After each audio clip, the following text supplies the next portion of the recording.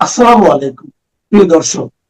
অন্য মঞ্চের আজকের আলোচনায় আমাদের অতিথি হিসেবে আছেন এবং সেখানে গিয়ে দ্য হিন্দু পত্রিকাকে সাক্ষাৎকার দিয়ে আনুষ্ঠানিকভাবে তারেক রহমানের উপদেষ্টা ঘোষণা দিয়েছিলেন হুমায়ুন কবির যে তারেক রহমান ভারতের সঙ্গে সম্পর্ক উন্নয়নে আগ্রহী। তিনি নতুন করে সম্পর্কের সূচনা করতে চান। ৮০-৯০ দশকের রাজনীতি আর চলতে পারে বলে তিনি মনে করেন না। তিনি মনে করেন ভারত বাংলাদেশের ভেতরে একটা বন্ধুত্বপূর্ণ সম্পর্ক গড়ে তোলা উচিত। প্রধানমন্ত্রী তারেক রহমান বহু বছর ধরেই ভারতে ক্ষমতাসীন বিজেপির সঙ্গে একটা দলীয় এবং ব্যক্তিগত সম্পর্ক গড়ে তুলতে চাইছেন। 2014-তে বিজেপি সরকার ভারতে ক্ষমতায় আসবার পর থেকেই নানা সময়ে বিএনপি এই বিষয়ে সক্রিয় হয়েছে। কারণ তারেক রহমানের মা খালেদা জিয়া স্পষ্টতই প্রকাশ্যেই একথা বলতেন যে কংগ্রেস শাসিত ভারত সবসময় আওয়ামী লীগকেই একরকমের তাদের ঐতিহাসিক সম্পর্কের কারণে একমাত্র বন্ধু বলে ভেবে এসেছে এবং বাংলাদেশের সকল ক্ষেত্রে শুধুমাত্র আওয়ামী লীগকেই সমর্থন দিয়ে এসেছে। এমনকি ভারতের সাবেক রাষ্ট্রপতি প্রণব মুখার্জির সঙ্গে সাক্ষাতে বেগম খালেদা জিয়া এমন অভিযোগও করেছিলেন, সে কথা খালেদা জিয়ার মৃত্যুর পর আবারও ভারতের নানা সংবাদ মাধ্যমের আলোচনায় আলোচিত হয়েছে যে খালেদা জিয়া স্পষ্টতই বলেছিলেন যে আপনারা কি সবসময় শেখ হাসিনাকেই শুধু সমর্থন দিয়ে যাবেন।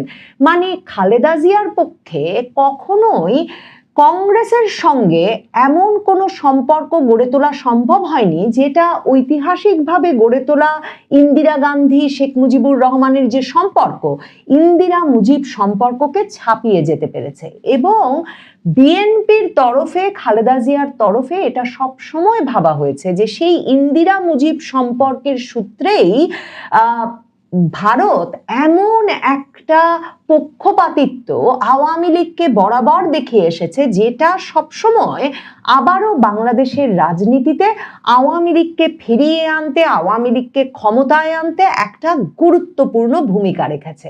কাজেই খালেদা জিয়া যখন 2013 সালে ভারতের রাষ্ট্রপতি প্রণব মুখার্জির সঙ্গে সাক্ষাৎ করতে গেলেন না বাংলাদেশে, তিনি যখন সফরে এলেন তখন, কারণ তার তখনকার অভিযোগ 2008-এ এই প্রণব মুখার্জি এই কংগ্রেস সরকারই নানা রকম কলকাঠি নেড়ে আওয়ামী লীগের ক্ষমতায় আসা নিশ্চিত করেছিল 1-11 সরকারের সঙ্গে যোগসাজশে। সেসব অভিযোগে যখন তিনি আর গেলেন না এবং তারপর যখন ভারতের সঙ্গে তার সম্পর্কটা একেবারে একরকমের তলানিতে গিয়ে ঠেকেছিল, তারপর কিন্তু যখন 2014 সালে মোদী সরকার ক্ষমতায় এলো, বিজেপি ক্ষমতায় এলো, বিএনপির ভেতরে একটা স্বস্তির নিঃশ্বাস পড়েছিল যে বিএনপি এখন এমন একটি দলের সঙ্গে ঘনিষ্ঠতা করবার সুযোগ পেতে যাচ্ছে যেই দলটি ভারতে ক্ষমতাসীন হয়েছে, সর্বভারতে যার একটা বড় ধরনের প্রভাব আছে এবং যেই দলটির সঙ্গে আওয়ামী লীগের কখনো কোনো ঐতিহাসিক ঘনিষ্ঠতা ছিল না। তারেক রহমান বোঝেন যে এই যে সামরিক বাহিনীর মানে সেনা সদরে জন্ম নেওয়া একটা দল, ক্যান্টনমেন্টে জন্ম নেওয়া একটা দল হিসেবে বিএনপির বরাবর দেশে দেশে রাজনৈতিক দলগুলোর সঙ্গে ঐতিহাসিক সম্পর্কের একটা ঘাটতি আছে এবং তার পিতা সেনা প্রধান জিয়াউর রহমান রাষ্ট্রপ্রধান হিসেবে পৃথিবীর বিভিন্ন দেশে গিয়ে আরেক দেশের রাষ্ট্রপ্রধানের সঙ্গে সাক্ষাৎ করেছেন, একটা সম্পর্ক হয়েছে বটে, কিন্তু সেই সম্পর্কটা বিএনপি কখনো রাজনৈতিক দল হিসেবে অব্যাহত রাখতে পারে নাই। কারণ ক্যান্টনমেন্টে জন্ম নেওয়া দল হিসেবে বিএনপিকে সেভাবে উপমহাদেশের ঐতিহ্যবাহী রাজনৈতিক দলগুলো রাজনৈতিক দল হিসেবেই অনেক ক্ষেত্রে বিবেচনা করে নাই। মানে মনে করেছে একজন সামরিক শাসক মাত্র এবং একজন সামরিক শাসকের দল মাত্র হচ্ছে বিএনপি। কিন্তু তারেক রহমান বুঝেছেন, বিশেষ করে তার 17 বছরের নির্বাসনের সময়ে, যে সরকারের সঙ্গে সরকারের সম্পর্ক যত সহজে হয় বা পারস্পরিক স্বার্থের ভিত্তিতে হয়, দল যখন ক্ষমতার বাইরে থাকে তখন রাজনৈতিক দলগুলোর সঙ্গে ঘনিষ্ঠতা এবং যেসব দেশের প্রভাব আছে বাংলাদেশের ওপর আমেরিকা, যুক্তরাজ্য, ভারত এসব দেশের প্রভাবশালী রাজনৈতিক দলের প্রভাবশালী রাজনৈতিক নেতৃবৃন্দের সঙ্গে সম্পর্ক সবসময় রাজনীতিতে ফিরিয়ে আনতে একটা বড় ভূমিকা রাখে। কিন্তু তারেক রহমান এবারেও যখন ফিরেছেন, তার সঙ্গে আসলে ভারতের পররাষ্ট্র মন্ত্রণালয় পর্যায়ে, ভারতের গোয়েন্দা কর্মকর্তা পর্যায়ে, নিরাপত্তা উপদেষ্টা অজিত দোভালের প্রতিনিধিদের পর্যায়ে যত যোগাযোগ স্থাপিত হয়েছে, বিজেপির তরফে কিংবা ক্ষমতাসীন দল মোদির রাজনৈতিক প্রভাব বিস্তার করেন যারা মোদির ওপরে, প্রধানমন্ত্রী মোদির ওপরে, আরএসএস, বিজেপি, এদের কোনো প্রভাব বা মতামত বা বিশ্বাসভাজনতা আস্থার সম্পর্ক গড়ে তুলে তারেক রহমান ফিরতে পারেন নাই। তারেক রহমানের সেদিক থেকে এই উদ্যোগটা তাই এখনো চালিয়ে যাবার একটা তাগিদ যে সুস্পষ্টভাবেই আছে, তার প্রমাণ খলিলুর রহমান যখন ভারত সফরে গেছেন, তখন খলিলুর রহমানের সঙ্গে তারেক রহমান তার ঘনিষ্ঠ আন্তর্জাতিক বিষয়ক উপদেষ্টা, এখন সরকারের প্রধানমন্ত্রীর পররাষ্ট্র বিষয়ক উপদেষ্টা হুমায়ুন কবিরকে পাঠিয়েছেন এবং তারেক রহমান হুমায়ুন কবিরের হাত দিয়ে বিজেপির প্রধান নীতিন নবীনের জন্য একটা ব্যক্তিগত চিঠি পাঠিয়েছেন এবং হুমায়ুন কবির প্রধানমন্ত্রীর লেখা বিজেপি প্রধানকে সেই দেওয়া সেই ব্যক্তিগত চিঠিটা বিজেপির দুই নেতার হাতে তুলে দিয়েছেন। বিজেপির আন্তর্জাতিক বিষয়ক সম্পাদক যিনি, সেই বিজয় চোথাওয়ালে, তিনি এক্স হ্যান্ডেলে স্ট্যাটাস দিয়ে বলেছেন তারা প্রধানমন্ত্রীর পররাষ্ট্র বিষয়ক উপদেষ্টার হাত থেকে বিএনপি চেয়ারম্যান হিসেবে তারেক রহমানের তরফ থেকে একটা ব্যক্তিগত চিঠি গ্রহণ করেছেন, যেটা তারা বিজেপির নেতা নীতিন নবীনকে তুলে দেবেন। বিজেপি খুব বড় উচ্ছ্বাস দেখিয়েছে এ দফায়ও তারেক রহমানের চিঠি পেয়ে, তা বলা যাচ্ছে না। কারণ একদিকে যেমন বিজেপির সদর দফতরে হুমায়ুন কবিরকে নিয়ে গিয়ে বিজেপি নেতৃবৃন্দ তাকে একটা উষ্ণ অভ্যর্থনা বা স্বাগত জানিয়েছেন বিএনপি চেয়ারম্যানের প্রতিনিধি হিসেবে, তা নয়, অন্যদিকে বিজেপির আন্তর্জাতিক বিষয়ক সম্পাদক যার হাতে প্রতিবেশী দেশগুলোর সঙ্গে সম্পর্ক রক্ষার দায়িত্ব যাকে দিয়ে রেখেছে বিজেপি, সেই বিজয় চোথাওয়ালে চিঠিটা গ্রহণ করেছেন আর তিনি সঙ্গে করে নিয়ে এসেছিলেন বিজেপির পশ্চিমবঙ্গ রাজ্য শাখার সদস্য শিশির বাজুরিয়াকে। কাজে বিজেপি মোটামুটি একটা মানে আনুষ্ঠানিকভাবে তেমন কোনো উচ্ছ্বাস না দেখিয়ে চিঠিটা গ্রহণ করেছেন। কিন্তু তারেক রহমানের এই যে উচ্ছ্বাস, এটা একটা ধারাবাহিকতা। হুমায়ুন কবিরকে প্রথম বিএনপির নেতৃবৃন্দ কিন্তু চিনতে পেরেছিলেন যখন 2018 সালের জুন মাসের দিকে হঠাৎ করে ভারতের অত্যন্ত প্রভাবশালী পত্রিকা দ্য হিন্দুতে এই খবর বেরিয়েছিল যে যুক্তরাজ্যে তারেক রহমানের পররাষ্ট্র বিষয়ক উপদেষ্টা হুমায়ুন কবির আর বিএনপির দুই নেতা আব্দুল আওয়াল মিন্টু এবং বিএনপির আন্তর্জাতিক বিষয়ক কমিটির প্রধান আমির খসরু মাহমুদ চৌধুরী নাকি ভারতের দিল্লি গেছেন বিজেপি নেতৃবৃন্দের সঙ্গে বৈঠক করতে, এবং সেখানে গিয়ে দ্য হিন্দু পত্রিকাকে সাক্ষাৎকার দিয়ে আনুষ্ঠানিকভাবে তারেক রহমানের উপদেষ্টা ঘোষণা দিয়েছিলেন হুমায়ুন কবির যে তারেক রহমান ভারতের সঙ্গে সম্পর্ক উন্নয়নে আগ্রহী, তিনি নতুন করে সম্পর্কের সূচনা করতে চান, 80-90 দশকের রাজনীতি আর চলতে পারে বলে তিনি মনে করেন না। তিনি মনে করেন ভারত বাংলাদেশের ভেতরে একটা বন্ধুত্বপূর্ণ সম্পর্ক গড়ে তোলা উচিত। বিএনপি নেতৃবৃন্দ তখন বাংলাদেশেও চমকে গিয়েছিলেন, কারণ খালেদা জিয়া কিংবা প্রেসিডেন্ট জিয়াউর রহমানের বরাবরের রাজনীতিটাই, মানে বিএনপি যে রাজনীতির উপর ভিত্তি করে গড়ে উঠেছিল সেই রাজনীতির একেবারে কেন্দ্রে ছিল ভারত বিরোধিতার রাজনীতি। মানে খালেদা জিয়া নির্বাচন জিতে এসেছিলেন 2001 সালেও এই স্লোগান দিয়ে যে যদি আওয়ামী লীগের হাতে ক্ষমতা যায় তাহলে দেশটা ভারত হয়ে যাবে। কাজেই এই পরিস্থিতিতে হঠাৎ করে খালেদা জিয়া পুত্র তারেক রহমান লন্ডন থেকে বিএনপির বাংলাদেশে অচেনা একজন নেতাকে ভারত পাঠালেন আর তার সঙ্গে গিয়ে যোগ দিলেন আমির খসরু মাহমুদ চৌধুরী, আব্দুল আওয়াল মিন্টু, এবং তারা গিয়ে হিন্দু পত্রিকায় সাক্ষাৎকার দিয়ে বসলেন যে বিএনপি ভারত বিরোধিতা ছেড়ে মৈত্রীর সম্পর্ক গড়ে তুলতে চায়।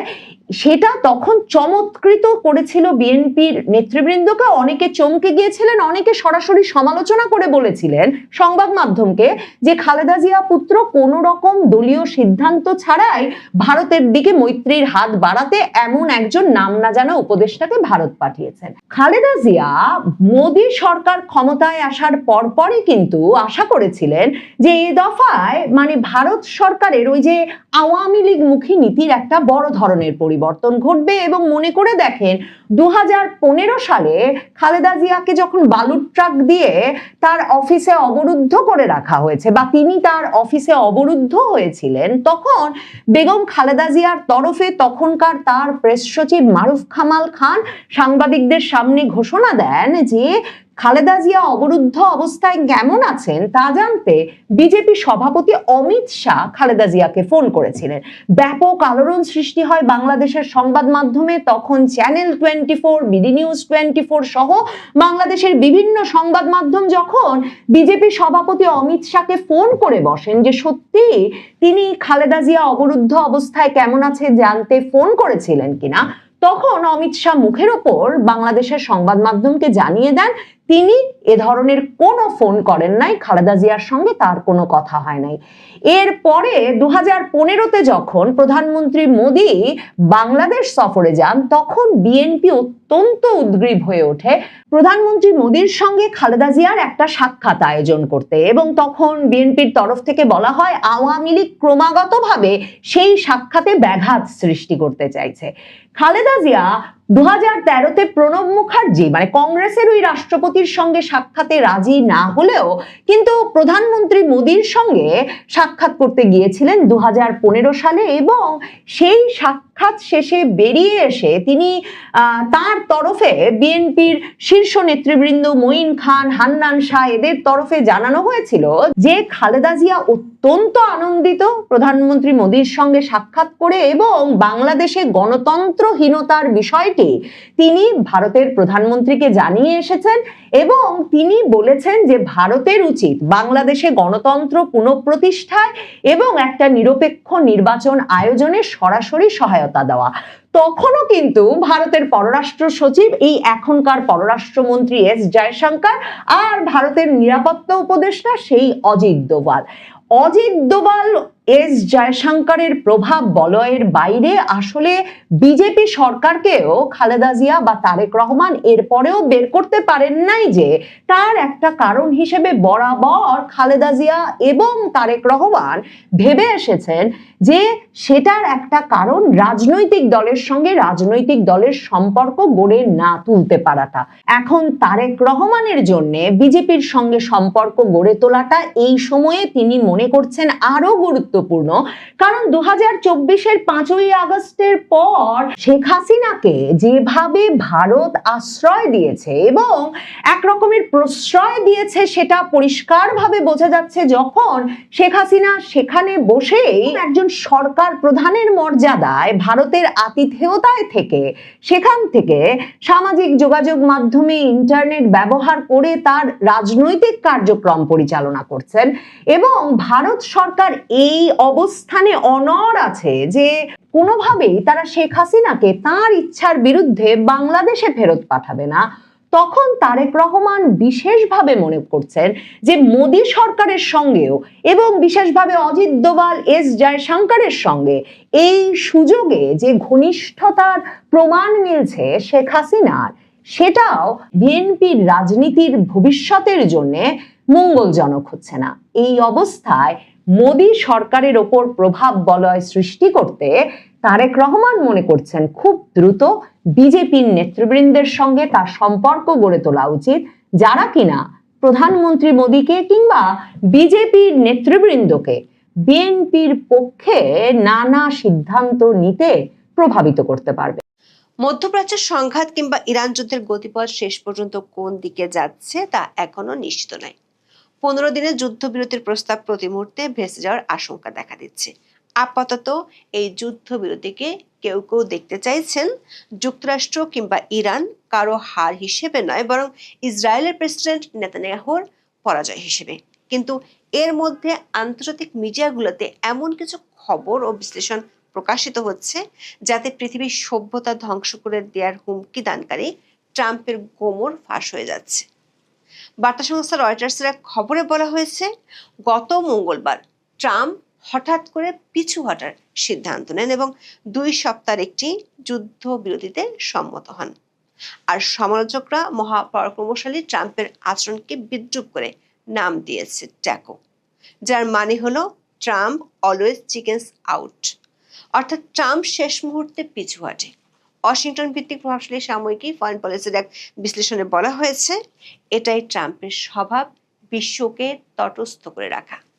এই প্রক্রিয়ায় ট্রাম্প সূক্ষ্মভাবে কিছু ধাপ অনুসরণ করেন।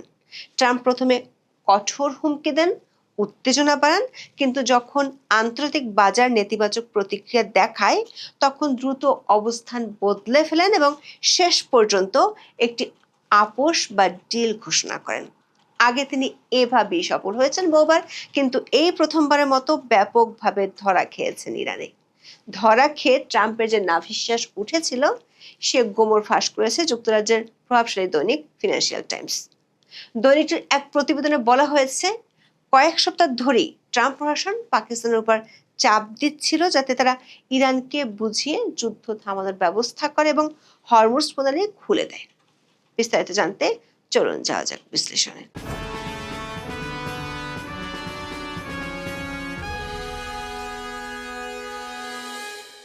মার্কিন প্রেসিডেন্ট ডোনাল্ড ট্রাম্প একদিকে ইরানকে ধ্বংস করার হুমকি দিচ্ছিলেন এবং অন্যদিকে দাবি করছিলেন তেহরান নিজেই বাঁচার জন্য শান্তি চুক্তি ভিক্ষা চাচ্ছে। কিন্তু রিয়েলিটি হলো, পর্দার আড়ালে ট্রাম্প নিজেই একটি সাময়িক যুদ্ধবিরতির জন্য উঠে পড়ে লেগেছিল, এমন খবর প্রকাশ করেছে যুক্তরাজ্যের প্রভাবশালী দৈনিক ফিনান্সিয়াল টাইমস। ট্রাম্পের ধারণা, পাকিস্তান একটি মুসলিম দেশ এবং প্রতিবেশী হওয়ার কারণে তাদের মাধ্যমে প্রস্তাব পাঠালে ইরান সেটা সহজে মেনে নেবে। নিয়োগ করেন পাকিস্তানের সেনাপ্রধান জেনারেল আসিম মুনিরকে। গত মঙ্গলবার রাতে 2 সপ্তাহের এই যুদ্ধবিরতির ঘোষণা আসে। মজার ব্যাপার হলো, এই ঘোষণার কয়েক ঘন্টা আগে ট্রাম্প হুমকি দিয়েছিলেন তার কথা না শুনলে তিনি ইরানের পুরো সভ্যতা ধূলিসাৎ করে দিবেন। মঙ্গলবার যখন ট্রাম্পের দেওয়ার সময়সীমা শেষ হতে যাচ্ছিল তখন পাকিস্তানের সেনাপ্রধান আসিম মুনির মার্কিন ভাইস প্রেসিডেন্ট জেডি ভান্স সহ শীর্ষ কর্মকর্তাদের সঙ্গে বারবার ফোনে কথা বলেন। এরপর তিনি ইরানের পররাষ্ট্রমন্ত্রীর সঙ্গে কথা বলে 2 সপ্তাহের প্রস্তাবটি চূড়ান্ত করেন। পাকিস্তানের প্রধানমন্ত্রী শাহবাজ শরীফ সামাজিক যোগাযোগ মাধ্যম এক্সে এই ঘোষণা দেন। সেখানে তিনি দাবি করেন এটি পাকিস্তানের নিজস্ব উদ্যোগ, কিন্তু তার পোস্টে ভুল করে খসড়া কথাটি থেকে গিয়েছিল। ফিনান্সিয়াল টাইমসের খবরে বলা হয়েছে, তাড়াহুড়ো করে পাকিস্তানের প্রধানমন্ত্রী যুক্তরাষ্ট্রের পাঠানো খসড়া বিবৃতি পোস্ট করে দিয়েছিলেন, আর তাতে ফাঁস হয়ে যায় কোমর। আসলে জ্বালানি তেলের দাম হু হু করে বেড়ে যাওয়ায় ট্রাম্প বেশ দুশ্চিন্তায় ছিলেন। এছাড়া ইরান যেভাবে প্রতিরোধ গড়ে তুলেছিল তাও তাকে অবাক করে দিয়েছিল। পাকিস্তানের মধ্যস্থতাকারী সংশ্লিষ্ট 5টি নির্ভরযোগ্য সূত্র ব্রিটিশ সংবাদ মাধ্যমকে জানিয়েছে, গত 21শে মার্চ থেকে ট্রাম্প মনে মনে যুদ্ধবিরতির জন্য মরিয়াছিলেন। বার্তা সংস্থা রয়টার্স বলছে, ইরানের সভ্যতা নিশ্চিহ্ন করে দেওয়ার মতো ভয়াবহ হুমকি থেকে নাটকীয়ভাবে সরে আসার এই যে ধরন, এটা মার্কিন প্রেসিডেন্ট ডোনাল্ড ট্রাম্পের চিরচেনা অনিশ্চিত কূটনৈতিক কৌশলের সীমাবদ্ধতা এবং ঝুঁকিগুলোকে আবারও সামনে এনেছে। আবার একে ট্রাম্প বলছেন তিনি জিতে গেছেন। ওয়াশিংটন ভিত্তিক প্রভাবশালী সাময়িকী ফরেন পলিসির কলামিস্ট মিশেল হিরেসের বিশ্লেষণ অনুযায়ী এই যে ট্রাম্পের আচরণ সেটা নতুন কিছু নয়, বরং এটাই তার কৌশল। তিনি বলছেন, বাস্তবে ট্রাম্পের সবচেয়ে বড় সীমাবদ্ধতা কোনো রাষ্ট্র বা সামরিক শক্তি নয়, বরং বৈশ্বিক আর্থিক বাজার। বিশেষ করে ইরানকে ঘিরে সাম্প্রতিক যুদ্ধ পরিস্থিতি এই বাস্তবতাকে নতুন করে সামনে নিয়ে এসেছে। প্রথমে ডোনাল্ড ট্রাম্প নিজেকে দীর্ঘদিন ধরেই এক অপ্রতিরোধ্য শক্তির প্রতীক হিসেবে উপস্থাপন করে আসছেন, যেন আন্তর্জাতিক আইন, মিত্র দেশ কিংবা কূটনৈতিক সীমাবদ্ধতা তার সিদ্ধান্তকে আটকে রাখতে পারে না। কিন্তু ট্রাম্পের আগ্রাসী রাজনৈতিক ও সামরিক অবস্থান প্রায় আন্তর্জাতিক বাজারের প্রতিক্রিয়ার মুখে ভেঙে পড়ে।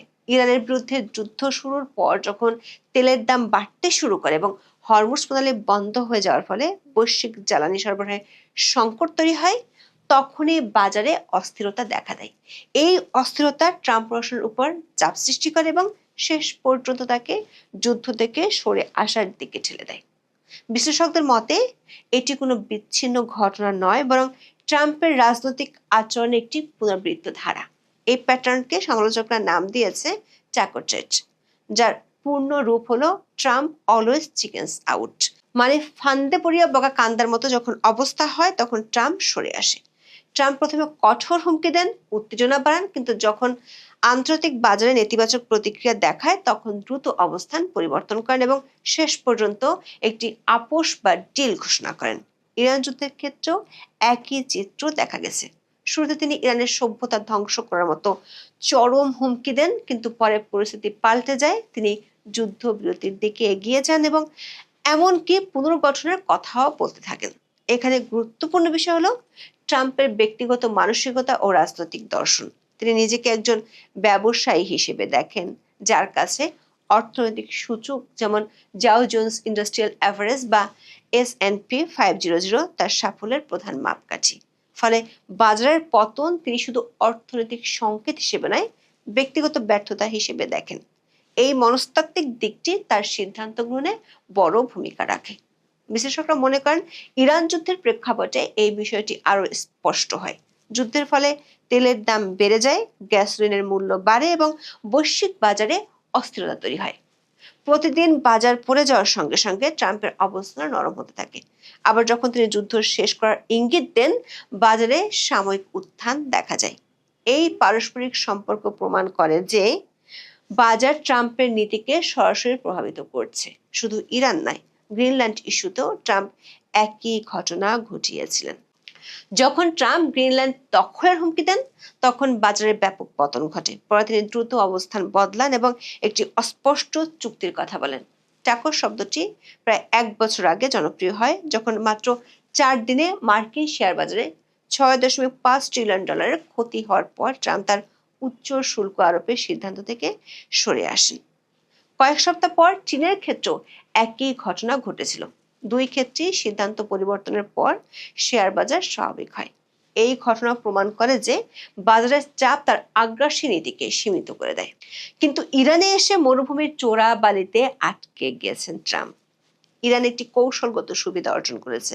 সেটি হলো ইরান সরাসরি সামরিকভাবে ট্রাম্পকে পরাজিত না করলেও তারা এমন একটি পরিস্থিতি তৈরি করতে পেরেছে যেখানে বাজারের প্রতিক্রিয়া ট্রাম্পকে পিছু হটতে বাধ্য করেছে। বিশেষ করে হরমুজ প্রণালী বন্ধ করে দিয়ে তারা বৈশ্বিক জ্বালানি বাজারে যে ধাক্কা দিয়েছে তা ট্রাম্প প্রশ্নের জন্য বড় চ্যালেঞ্জ হয়ে দাঁড়ায়। বিশ্লেষকদের মতে ট্রাম্প ইরানকে অন্য দেশগুলোর মতো খুব সহজ মনে করেছিলেন, কিন্তু বাস্তব পরিস্থিতি অতটাও সরল নয়। ইরান সামরিকভাবে দুর্বল হলেও এখন আরো কঠোর নেতৃত্বের অধীনে রয়েছে। তাদের কাছে গুরুত্বপূর্ণ তেলবাহী জলপথের উপর নিয়ন্ত্রণ রয়েছে এবং মাটির নিচে সমৃদ্ধ ইউরেনিয়ামের মজুদ আছে। এটি ভবিষ্যতে বড় চ্যালেঞ্জ হয়ে থাকতে পারে। রিয়েল এস্টেট ব্যবসায় থাকাকালে ট্রাম্প নিজেকে একজন মাস্টার নেগোসিয়েটর হিসেবে তুলে ধরেন, কিন্তু অনেক বিশ্লেষকের মতে তার এই কৌশল অনেক সময় উল্টো ফল দিয়েছে এবং যুক্তরাষ্ট্রের আন্তর্জাতিক বিশ্বাসযোগ্যতা ক্ষতিগ্রস্ত করেছে। ওয়াশিংটনের think tank Center for Strategic and International স্ট্র্যাটেজির জন অল্টারম্যান বলেছেন, ট্রাম্প নিজের অতিরঞ্জিত বক্তব্যের ফাঁদে পড়ে গিয়েছিলেন। তার পক্ষে ইরানের সভ্যতা ধ্বংস করা সম্ভব ছিল না, আর এমন হুমকির ইঙ্গিত দেওয়াও বিপজ্জনক। ট্রাম্পের এই কৌশলের আরেকটি বড় ঝুঁকি হলো চীন ও রাশিয়ার মতো প্রতিপক্ষ দেশগুলো এখন তার এই আচরণের ধরন বুঝে ফেলেছে। হোয়াইট হাউসের সাথে যোগাযোগ রাখা এক রিপাবলিকান আইন প্রণেতা রয়টার্সকে বলেন, ট্রাম্পের চমক দেওয়ার ক্ষমতা ধীরে ধীরে কমে আসছে। তবে হোয়াইট হাউসের প্রেস সেক্রেটারি ক্যারোলিন লেভিট ট্রাম্পের পিছু হটার অভিযোগ অস্বীকার করেছেন। তার মতে এই ধরনের বক্তব্য ছিল ট্রাম্পের কঠোর দর কষাকষির কৌশলের অংশ।